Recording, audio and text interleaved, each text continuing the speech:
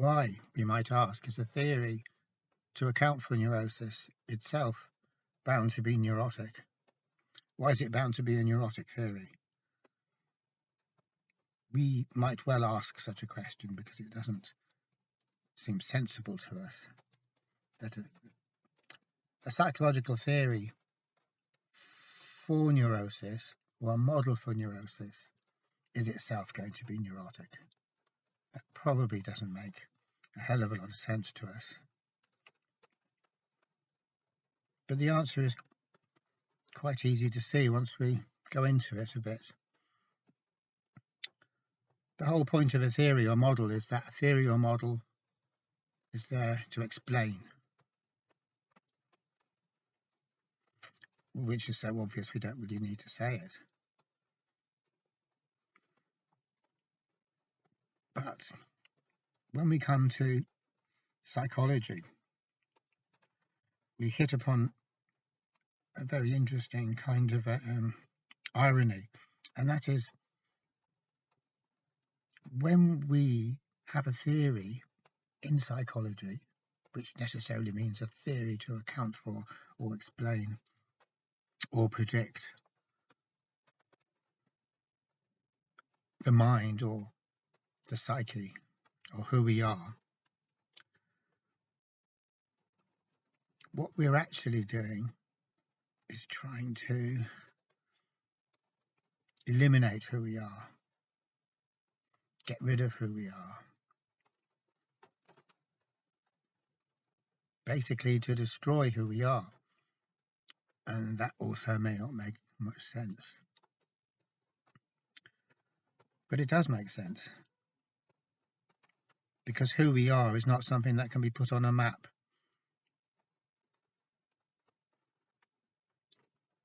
The experience of us being who we are is the experience that it is. But when we try to transcribe that into some sort of formal system, the essence of the experience is, of course, completely lost. There's no way that writing a load of symbols and formulae on a page can ever equal what it means to be a human being or what it means to be conscious. And not only that, it can never explain it either. Our assumption is that a human being is a mechanism, maybe not quite as straightforward as a toaster or kettle or electric fire or something like that, but a mechanism all the same, and mechanisms can be explained or modelled. In fact, a mechanism is a model for itself anyway. Models are mechanisms and mechanisms are models. But all of that stuff exists in the formal realm, the realm of things that can be exhaustively described or known. So when we jump to the conclusion that human beings are kind of engines, kind of machines, that's a very big assumption to jump to. It's not a surprising assumption to jump to because, as many people have pointed out, the machine has become the metaphor par excellence of the post-industrial age. So, of course, we're going to see ourselves in this way. But the question could be then, what other ways are there that we could see ourselves, see human beings, if not in a machine-like way? And this leads on to, what is a non-machine? If we are to be non-machines, what are the characteristics of a non-machine?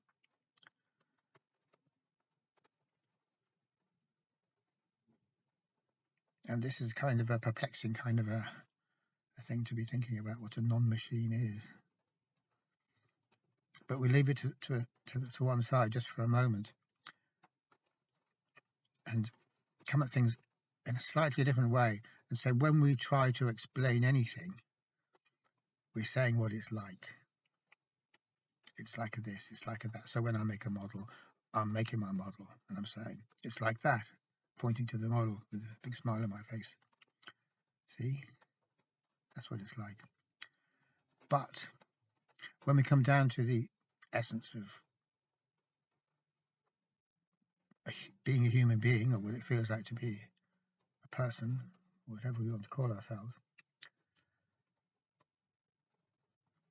we get to this point where if we investigate it, if we give a damn and we actually investigate it ourselves and go into it, like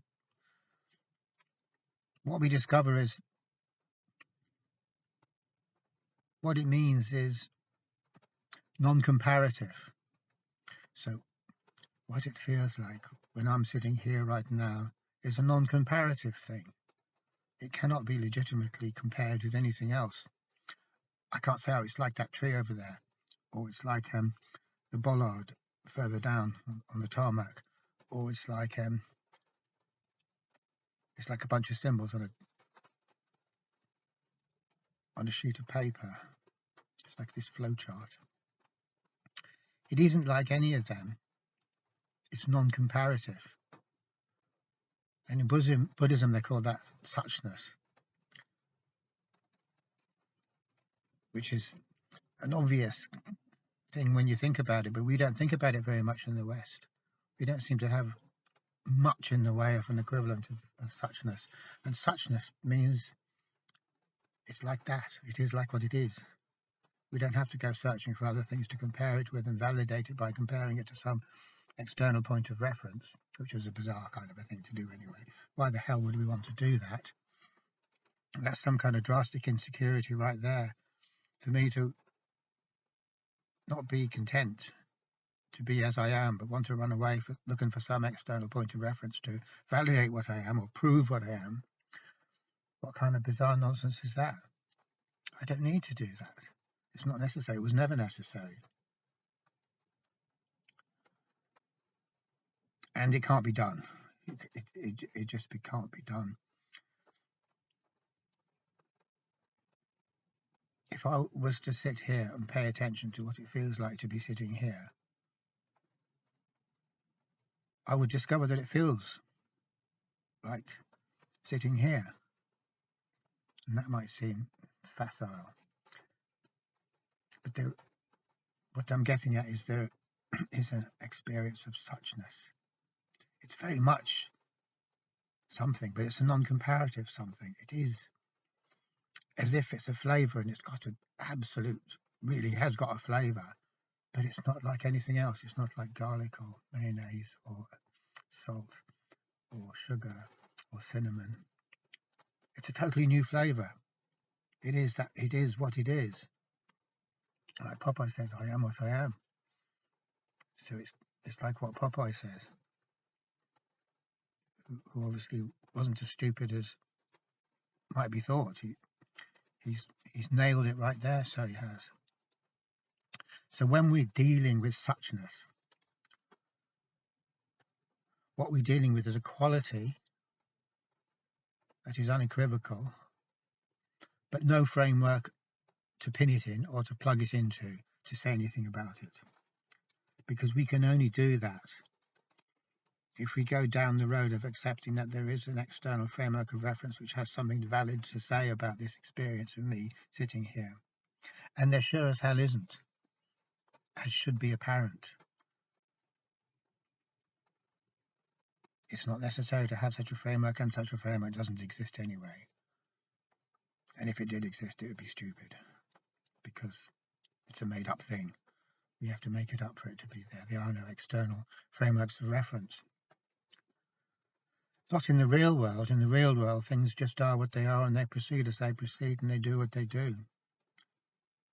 And that's all very uncomplicated.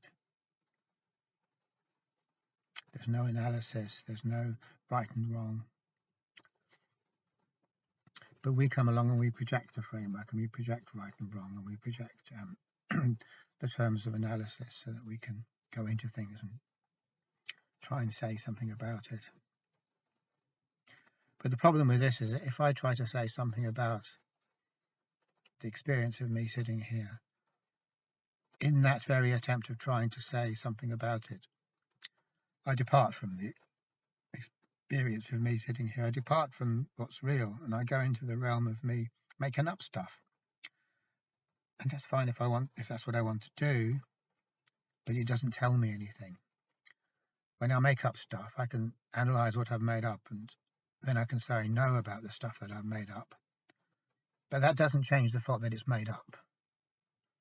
So it's all a kind of tautological loop, and you'd wonder where the appetite would come for doing that. So in psychology, we automatically assume that we need a big fat formula, we need an equation, we need a heavy-duty model, all kind of impressive, and that comes with its own package of incredibly hard to understand jargon. But that's just made up stuff. This is the point that I am trying to make. Because there's no words for it, and this isn't something that's never been said before. Every single mystic that there ever was would say exactly this.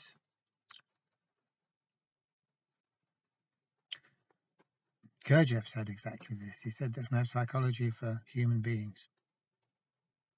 There's only psychology for machines. Now, it just so happens that we spend an awful lot of time going around pretending to be machines or acting as if we're machines. And in that case, it might be said, oh, we can have a framework of reference to relate to and account for the machines we pretend to be, or the machines we think we are. And we can do that if we want, but it seems pretty pointless, because it's not really telling us anything of any interest at all. It might be telling us about the game that we're playing, but it's not interesting because the game is only a game. It's only true if we agree for it to be true. So the whole exercise is, as I say, it's hard to know why I would have the appetite to go into it so much.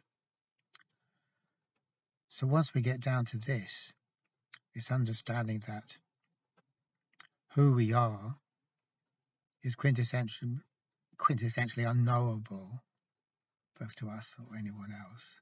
And that's the very starting point. And instead of going to college or university or enrolling on this course or that course and having our heads completely done in, all we need to do is work with what we have, which is actually all that we need, which is just the experience of being ourselves. And we've always got this experience of being ourselves. And maybe even the word experience isn't the right word, as Krishnamurti says, because it kind of comes with conceptual baggage, i.e. straight away we think there's an experience and an experiencer, one who experiences the experience, and kind of is sitting there thinking, yeah, I'm having this experience, it's pretty good. Or maybe it isn't pretty good, maybe it's boring, or maybe it's terrible. So we've got that kind of dualistic thing in it. And also when I talk about an experience, it kind of makes it sound as if it belongs to the realm of the known, the domain of the known. I'm bringing it into what is familiar to me. But if I am sitting here and not thinking about sitting here, which is another matter, but perceiving instead of thinking, there is no realm of the known. There's nothing at all about it which is familiar and which can be evaluated or recognized in such a way that they can say, oh, this is this and that's that, and there's one of them and there's one of those. What it is, if there is perception there and not mere thinking going on, it's kind of like you're turning over a new page and there's nothing on it that you remotely know anything about at all. So that's the purest quintessence of what it means for us to be who we are. And all we can say about it is there's absolutely nothing familiar in it at all, nothing that we can compare to our models or ideas of what we might have thought before. absolutely unprecedented uniqueness. And these are all words, so we can use these words to describe it, but we're not really telling it. We're not really telling ourselves anything when we use these words. We're not really saying anything. There's nothing to know. And what does this idea, what does this knowing mean anyway? We talk about it all the time. We talk about, oh, no, I know that, and I know this, and sure don't I know the other as well, into the bargain. But what does it mean? And what it means is that I've converted the new, the unprecedented, into the old, or the precedented. So I have all these sets of categories, and information comes my way, and I compare it to my mental categories, and then I can say, oh, I know what that is. So it's known, which means that it can make sense in terms of my categories, which are old, because they've been knocking around the whole time. So really what I say I know is nothing more than the echo or reflection of my categories. But knowing sounds like a good thing, like, oh, at last I know. But if it's just an echo of the categories that we use to know everything, and I say I know, and all I ever do is understand the world as being somehow echoes of my categories, the word know really means that I have successfully transformed the new into the old. And the old isn't anything. It's not anything to do with the experience or perception that I have of being here right now. It's just an echo of what I thought I was, which wasn't true anyway, but I'm having it come, I'm recycling it. I'm recycling the ideas which were never true at any point, and they're certainly not going to suddenly become true now. So there's my identity. It's just a recycling and a recycling of stuff that was never true. And the old is never true. The old is just kind of a little loop of meaning that is kind of feeding on itself, and which generates a sense of familiarity. And the reason this sense of familiarity comes about is because there's no reality in it. Because if there was reality in it, there certainly wouldn't be any familiarity. Because reality has the key characteristic of not corresponding or reflecting my assumptions in any way whatsoever. So that's a way we can talk about reality. We can say, when I've got something there that doesn't agree with anything I ever thought reality should be, and it completely confounds me and baffles me, and it really wasn't what I expected, then that's the only way reality can be perceived by us, really. If it's not perceived by that, then of course what we're dealing with is a projection. I'm projecting my assumptions. I'm making a world out of the projection of those assumptions, and I'm happy to live in that world, in that familiar but unreal world, which seems so real, as well as seeming so familiar. So the point of all of this is, if I am possessed by this urge to make a theory for what it means to be a human being, then I want to explain away what it means to be a human being. I want to get rid of it. I want to reduce it to some dusty volume on a shelf so I can feel safe about it. So to want to explain away and say, oh, everything about what it is to exist is just this, is really fear and nothing else. Because if it wasn't for the fear, I'd be curious to know what it really was. And if I was curious to know what it really was, I'd just open my eyes and take heed I certainly wouldn't be making theories, because how the hell is that going to help me at all? Okay, thanks for watching.